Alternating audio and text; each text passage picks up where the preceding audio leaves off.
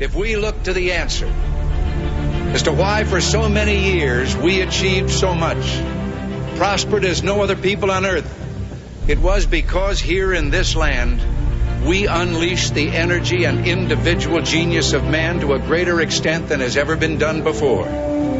Freedom and the dignity of the individual have been more available and assured here than in any other place on earth. The price for this freedom at times has been high, but we have never been unwilling to pay that price. Those who say that we're in a time when there are no heroes, they just don't know where to look. The sloping hills of Arlington National Cemetery, with its row upon row of simple white markers bearing crosses or stars of David, they add up to only a tiny fraction of the price that has been paid for our freedom. Each one of those markers is a monument to the kind of hero I spoke of earlier.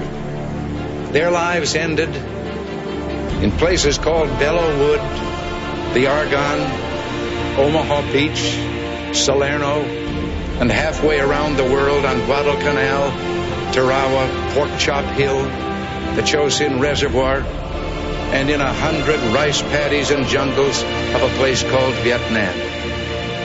Under one such marker lies a young man, Martin Treptow, who left his job in a small-town barber shop in 1917 to go to France with the famed Rainbow Division.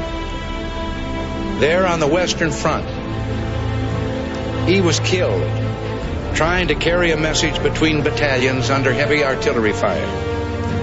We're told that on his body was found a diary. On the flyleaf, under the heading, My Pledge, he had written these words: America must win this war. Therefore I will work, I will save, I will sacrifice, I will endure. I will fight cheerfully and do my utmost as if the issue of the whole struggle depended on me alone. We must realize that no arsenal or no weapon in the arsenals of the world is so formidable as the will and moral courage of free men and women.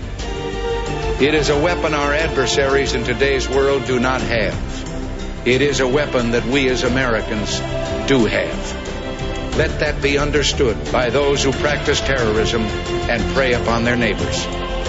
As for the enemies of freedom, those who are potential adversaries, they will be reminded that peace is the highest aspiration of the American people.